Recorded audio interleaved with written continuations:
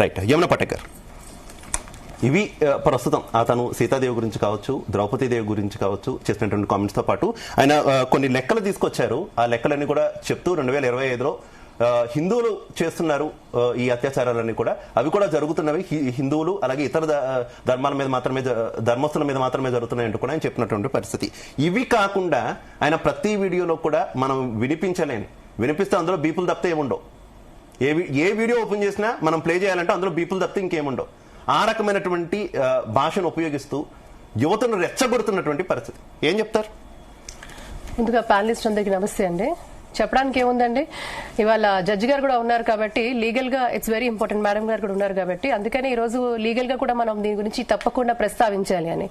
హద్దుపద్దు లేకుండా మాకు మాట్లాడే స్వేచ్ఛ ఉంది, మేము ఏదైనా మాట్లాడతాం, ఎంతకైనా మాట్లాడతాం, ఫ్రీడమ్ ఆఫ్ ఎక్స్ప్రెషన్ ఉంది అంటే తాట తీస్తాం కూడా చెప్తాం. తాట తీస్తాను నేను చెప్పట్లే, చట్టం చెప్తోంది. అండ్ ఇఫ్ నీడ్ బి, నేను ఏదో ఈ దేశంలో కాదు, నేను ఎక్కడో దాక్కొని ఇంకేదో దేశంలో ఉండి పనిచేసుకుని ఎక్కడో ఉన్నాను నేను మాట్లాడుతానంటే మీరు ఎక్కడున్నా కూడా మిమ్మల్ని తీసుకొచ్చి మేము ఉతికేస్తామని చెప్తాం ఖచ్చితంగా. ఎందుకంటే ఇట్స్ ఇనఫ్.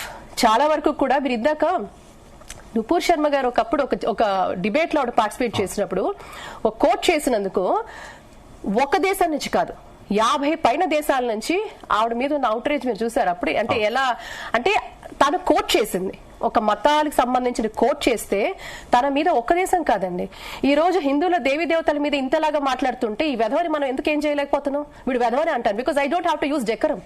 ఇలాంటి వాళ్ళు మూర్ఖులు. అండ్ ఇతనెవడండి మన ప్రవచనకర్తల మీద మాట్లాడడానికి? What right has he got? ఆయన కాలి గోటికి సరిపోడు వాడెవరండి మన ప్రవచనకర్తల గురించి మాట్లాడడానికి, మన సీతమ్మ గురించి మాట్లాడడానికి? సీతమ్మ అనేది కేవలం ఒక ఐడల్ కాదు మనకి, మనకు అమ్మ, మనకు ఆవిడ అమ్మ. రామయ్య తండ్రి, సీతమ్మ అనేది మన ప్రతి హిందువుకు ఒక ఇమోషన్. అది కేవలం అక్కడ మనం చూడడం, అక్కడ మన ఇళ్లలో మనం పొద్దున్న లేస్తే మనం సీతమ్మ రామయ్య అని తలుచుకుని లేస్తాం మనం. అలాంటిది మన ఇమోషన్స్ తో ఆడుకున్న వీడికి ఎలాంటి సమాధానం చెప్పాలంటే 3 రకాలైన సమాధానాలు ఉంటాయండి. ఒకటి, చట్టపరంగా చేయాల్సినది. ఇట్లాంటి వాడు ఎవడైనా కూడా మీ బతుకు తెరువు కోసం మీరు పని చేసుకుంటామంటే చేసుకోండి, మీ లైవ్లీహుడ్ కోసం మీరు వీడియోలు తీసుకుంటాము, మీరు బతుకుతామంటే చేసుకోండి, అంతవరకే ఉండాలి. మీరు ఏదైతే మీ ఒక హాబీ ఉందో చేసుకోండి, అంతే తప్పించి ధర్మం జోలికి వస్తే మీరెవరు? Who are you to talk and question about dharma? మీకేం తెలుసు అని మీ గట్టిగా అడిగితే మీ ముత్తాత పేరు మీరు చెప్పలేరు, మీరు ధర్మం గురించి మాట్లాడతారా? మీ తాత ముత్తాతల పేరు మీకు తెలియదు, అసలు ఏమిటుందో మీకు తెలియదు, ఎక్కడి నుంచి ఇంత వారసత్వ సంపద వచ్చిందో మీకు తెలియదు. మీరు రామాయణం గురించి మహాభారతం గురించి మాట్లాడితే మీ నాలుగు తెగ్గొస్తా అని చెప్తున్నాను. ఈ రోజు ఖచ్చితంగా చెప్తాను, ఈ రోజు డెకరం నేను ఫస్ట్ టైం పాటించటం లేదు. ఎందుకంటే this is heights of Perseverance. మనము మన దేవీ దేవతల గురించి మాట్లాడుతూ పోన్లే మనం వాడు ఎప్పుడైనా మాట్లాడు వాడికి బుద్ధి వస్తుంది అనుకుంటే, ఇదే సోషల్ మీడియా మాధ్యమాల్లో, ఇదే మీడియా మాధ్యమాల్లో రామాయణం గురించి విమర్శించిన వాడు, రామాయణం గురించి మాట్లాడిన వాడికి ఏ గతి పట్టిందో అందరికీ తెలుసు. ఇదే రామాయణం గురించి, రామయ్య గురించి మాట్లాడిన వాళ్ళు ఎక్కడికి వెళ్ళిపోయారో కూడా అందరికీ తెలుసు. కాబట్టి ఇక్కడ మూడు విధానమైన సమాధానాలు ఉంటాయి ఇలాంటి వ్యక్తులకి. ఒక పర్వశున్న ఉన్న వ్యక్తులకి, వీళ్ళకి సమాజం పట్ల దృక్పథం ఏమి ఉండదు. వాళ్ళ వారి వ్యక్తిగత స్వార్థం తప్పించి, వారి వ్యక్తిగత ప్రమోషన్ తప్పించి, వారి వ్యక్తిగత లైమ్ లైట్ రావడం తప్పించి నోటికి ఏదొస్తే మాట్లాడదాం. Who are you to talk? What is the stature you have? మీరు ఏ స్టేచర్ లో మాట్లాడుతున్నావు? నువ్వు అకాడమిషియన్ వా? నువ్వు ఏమిటి అసలు? నీకేమిటి నీ అర్హత? నువ్వు ప్రవచనకర్తల గురించి మాట్లాడుతావు, నీకే అధికారం ఉంది? మీరు ఇందాక అన్నారు మిగతా మతాల వాళ్ళ గురించి మాట్లాడితే ఈ రోజు ఉండేవాడు కాదు అతను. మిగతా మతాల వాళ్ళ గురించి మాట్లాడితే మాట్లాడి అతను నిజంగా అంత వైరల్ అయి ఉంటే అతను ఉండేవాడు కాదు, ఖచ్చితంగా ఉండేవాడు కాదు. మూడు విషయాలండి. మొదటి, చట్టం తప్పకుండా కూడా ఈ రోజు ఫ్రీడమ్ ఉంది కదా, మేము ఏది పడితే అది మాట్లాడతాము. సమాజ ఆమోద్యం లేనివి మీరు ఏది మాట్లాడినా, ఎవరు మాట్లాడినా అది చట్టం ఒప్పుకోదు. అండ్ మరీ ముఖ్యంగా జడ్జి గారు కూడా ఉన్నారు, అడ్వకేట్ గారు కూడా ఉన్నారు. ఒకవేళ if need be there are certain amendments to be taken. ఖచ్చితంగా organisations, individuals who are socially responsible ఖచ్చితంగా ఆ మార్పు వైపు తప్పకుండా తీసుకొస్తాం. దీన్ని ఊరికే వదలం. ఎవరికైనా మేము ఈ స్వేచ్ఛ ఉంది మాట్లాడతాము, ఒక సోషల్ ఫ్యాబ్రిక్ ని దెబ్బతీస్తాము, ఇది ఒక ఫ్యాషన్ అయిపోయింది అండ్ చెప్పేసి నేను సారీ చెప్తాను. What is that? నువ్వు అమ్మని తిడుతున్నావు అక్కడ. ఏ అమ్మని? 100 కోట్ల మంది హిందువులే కాదు, ఈ రోజు పాశ్చాత్య దేశాల్లో కూడా సీతమ్మ అంటే అంత విలువైనది మీరు చూస్తా ఉంటే. అలాంటి అమ్మని ఎంత ధైర్యం ఉండాలంటే మాట్లాడతాడు వాడు, ఎంత ధైర్యం ఉండాలి వాడికి. And absolutely it is not accepted. Sorry for the interruption Yamuna Patekar. ఈ అవినాష్ సారీ చెబుతూనే కొంత వాదన అయితే తన వెర్షన్ ని సమర్థించుకునే ప్రయత్నం కూడా చేశాడు. సీతాదేవి అలాగే ద్రౌపది దేవికి సంబంధించినటువంటి వ్యాఖ్యల్లో కూడా నేను చరిత్రలో ఉన్నదే చెప్పానంటూ కూడా సమర్థించుకునే ప్రయత్నం చేశాడు. ఇక శివాజీ వ్యవహారంలో శివాజీ ఏదైతే వాడి ముత్తాత పేరు వాడికి తెలియదు, వాడి చరిత్ర చెప్తాడా వాడు? శివాజీ విషయంలో ఉపయోగించారా? శివాజీ వెనక్కి తీసుకున్నారు కాబట్టి నేను వెనక్కి తీసుకున్నాను అన్నారు. ఇక గరికపాటి గారి విషయంలో నేను ఎక్కడా కూడా ఇన్ని దూషించలేదు, కాకపోతే కొన్ని పదాలు వాడాను కాబట్టి వాటికి క్షమాపణ చెప్తున్నాను అంటూ ఈ మూడింటికి క్షమాపణ చెప్పి నేను ఇప్పుడు గణపతి దేవాలయంలో పడుకుంటున్నాను. ఒకవేళ నేను తప్పు చేస్తే ఉదయం కల్లా రక్తం కొట్టుకొని చనిపోతాను, లేదు అంటే నా క్షమాపణ మీరు అందరూ కనుక యాక్సెప్ట్ చేయకపోతే ఎవరైతే క్షమాపణ యాక్సెప్ట్ చేయలేదో వారికి అష్టదరిద్రాలు పట్టుకుంటాయంట. 2026కి అష్టదరిద్రాలు పట్టుకుంటాయంట. ఇది క్షమాపణ చెప్పే విధానమే? లేదు. థ్రెటనింగ్ బేసికలీ ఇదే. ఇంతకు ముందు ఒక అఘోరా అని చెప్పుకుంటూ నన్ను పట్టుకుంటే నేను ఎవరినో చెప్పిస్తాను, వాడిని ఇది చేసేస్తాను, వాడిని మంత్రిస్తాను అనేది చెప్పాడు. This are all bloody nonsense. నేను ఒకటే చెప్తున్నానండి, మొదట చట్టం, రెండు సమాజం.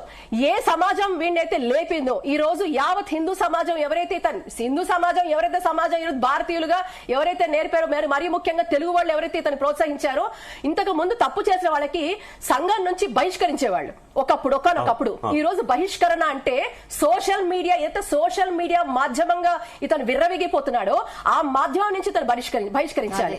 వ్యక్తిగతంగా ఇతన్ని బాయ్కట్ చేయాలి. ఎవరైతే వాళ్ళ ఫాలోవర్స్ ఉన్నారో, ఏవండి ఒక మతంలో ఉన్న వాళ్ళ గురించి ఒక్క మాట మాట్లాడితే అందులో చదువుకున్న వాళ్ళ, చదువుకోలేని వాళ్ళ, స్కాలర్స్, ఇంటెలెక్చువల్స్, చదువులేని వాళ్ళ, కాకపోతే నా మతాన్ని దూషించిన వాడిని ఎవరిని మేము ఎంకరేజ్ చేయమని మిగతా అన్ని మతాలు వాళ్ళు పట్టుకొని కూర్చుంటే మనం ఎందుకండి, వీడెవడో మన అమ్మ గురించి మాట్లాడుతుంటే మనం ఎందుకు వాడిని బహిష్కరించాం? వీడికి ఫస్ట్ పనిష్మెంట్ వీడిని సామాజికంగా బహిష్కరించండి.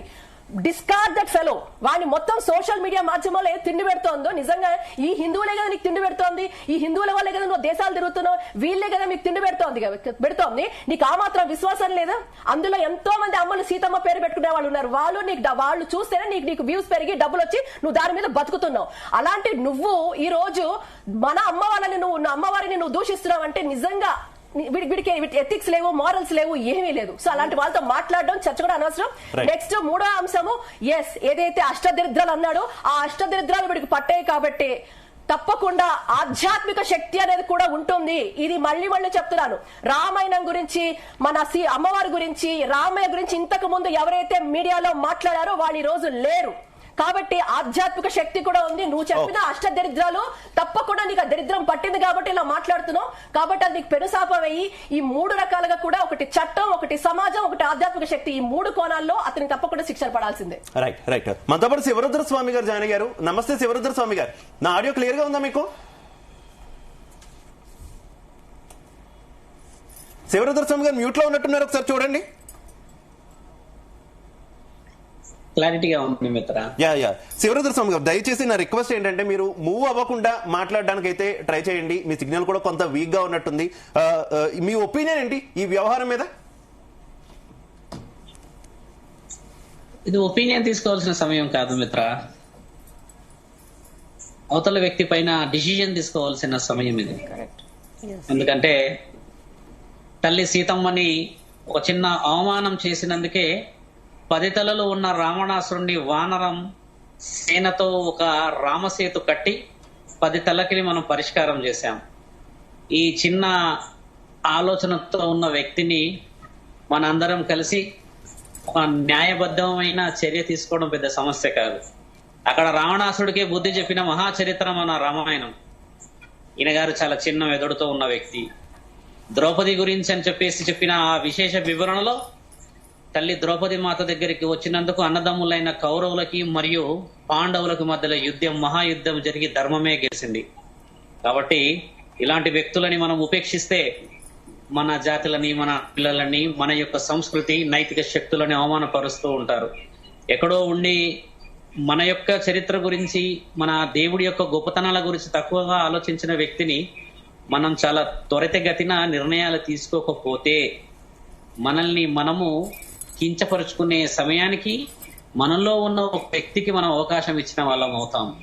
రెండో విషయం, బాగా గమనించాల్సిన విషయం, ఒక వ్యక్తి అంత పలుగా ఎందుకు మాట్లాడుతున్నాడో గమనించండి మిత్రులారా. మీరు మన గురించి, మన శాసనం గురించి, మన ఇతిహాసం గురించి కానీ ఎందుకు అంత తక్కువగా మాట్లాడుతున్నాడు అనంటే ఆయన యొక్క ధైర్యం ఏమిటి?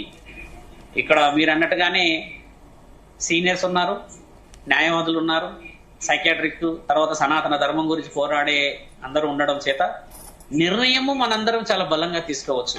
ఆయన అనుకుంటున్నాడు ఎక్కడో ఉన్నాం చేశాం కదా అని చెప్పేసి, ఏదో ఒకటి అనేసాం కదా అని చెప్పేసేసి దానికి నేను పలకగుట్ట వెళ్ళిపోతున్నాం కదా అని చెప్పి అన్నట్టు చాలా తప్పు. ఇప్పుడు మనం రియాక్ట్ కాకపోతే రేపు రోజు ఇంకొక వర్డ్ కూడా వదిలేయగలడు.